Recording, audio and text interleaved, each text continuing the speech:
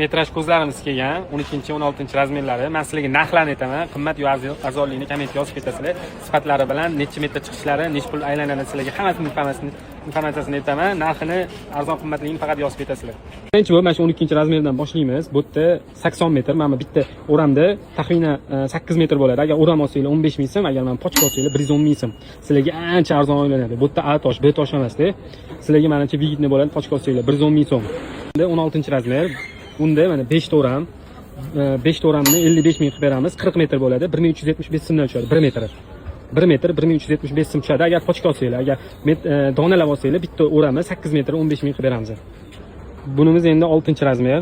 6-razmerimizda rulonda 30 metr bo'ladi.